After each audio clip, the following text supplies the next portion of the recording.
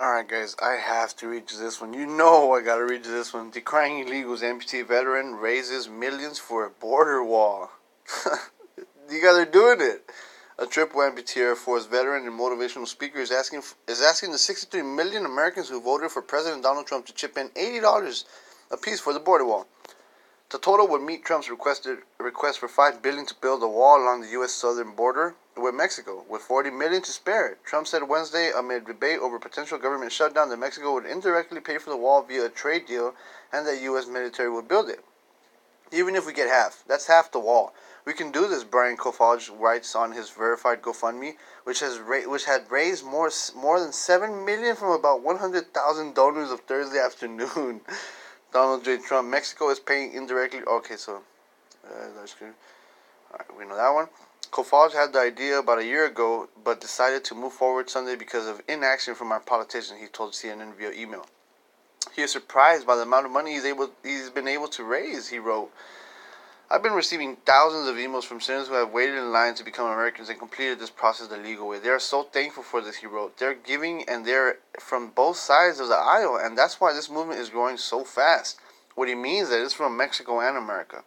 While the campaign has a goal of $1 billion, the Destin, Florida man who lost both legs and his right hand in Iraq says $1 billion is GoFundMe's max, and he's working to have it increased. The most successful GoFundMe effort to date has raised more than $22 million and counting in the last year for the Time's Up Legal Defense Fund, which proved counsel to victims of sexual abuse and harassment. A call to stop illegals. The grandson of immigrants who arrived in the United States illegally, he says. Kofage is working. I don't know if I'm saying it right. Kofage is working with the White House to establish a point of contact for the money. U.S. Representative Steve Palazzo, a representative of Mississippi, plans to introduce a bill directing the Treasury Department to issue bonds to fund the wall. Though there are other options on the table, Kofage says on the GoFundMe page. Yeah, we can see that. We haven't spoken directly to the president. Okay. Sorry about that, guys. Sorry about that. We haven't spoken directly to the president, but would like to, he told CNN via email. After all, this is for his campaign promise. The people are yelling, and I hope he listens. The veteran is working with a law firm to craft a binding document to ensure all money goes to the wall. And if the goal isn't reached, all donations will be refunded, he said. Damn, that's crazy. That's Kofage right there. That's Kofage right there, guys. He's in the wheelchair. Man, okay, that's a patriot. That's a patriot. Brian Kofage meets with American airmen at a military base in Germany in 2012. Damn, bro, he got heart, man. That guy has initiative. Saying that the president has followed through on just about every promise he made in his campaign, Kofage says it's every citizen's duty to help Trump overcome Democratic resistance to the wall and make America safe again. Too many Americans have been murdered by illegal aliens, and too many illegals are taking advantage of the United States taxpayers with no means of ever contributing to our society. The husband and father says in soliciting donations. I'm so sorry. While it's unusual for Americans to kick in money above what they pay in taxes for government funding, it is not unheard of. Financier David Rubenstein has donated tens of millions to restore the Washington Monument, Lincoln Memorial, Arlington House, and the U.S. Marine Corps War Memorial, as well as given the National Zoo $9 million for its panda conservation efforts. Damn, life after horrific mortar wounds.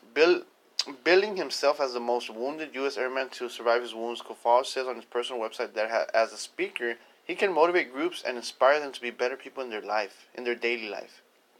In 2012, CNN profile of the Detroit native said he started his Air Force career in the security forces, and traveled to Iraq and Kuwait after 9/11 by September 2004. He had caught the war bug, he said, and unsuccessfully volunteered to head to Balad Air Base, north of Baghdad.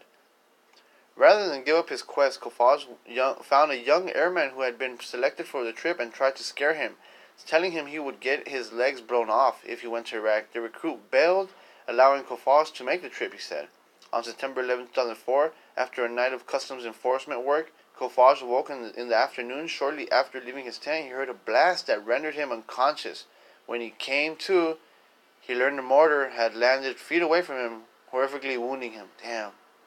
His friends would later tell him that while moving him to a stretcher, they had to hold his body parts in place for fear they'd fall off. In the on-base trauma center, the doctors tending to him looked like they were scared shitless, he told CNN. He woke up 2 weeks later in Ward 57 of Walter Reed Army Medical Center. Doctors there told Kafaj he was the most seriously injured airman ever to survive his wounds, he said. Damn. If you saw those pictures, you would say there's no way that guy lived. Everything looked like he went through a meat grinder, Kafaj said. No longer able to enjoy surfing, hockey, or his services in the armed forces, Kovalj found a new calling in the architecture program at the University of Arizona.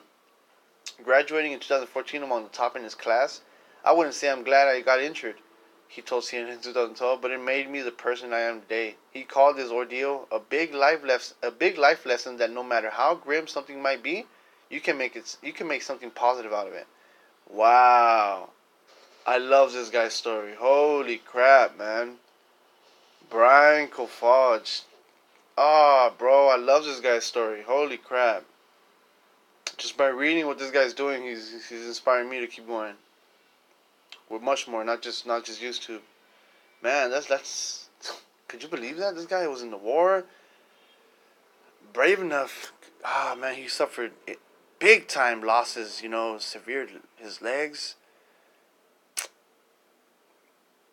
Thanks to him, maybe the border wall will be successful. Thanks to him, this border wall has a chance.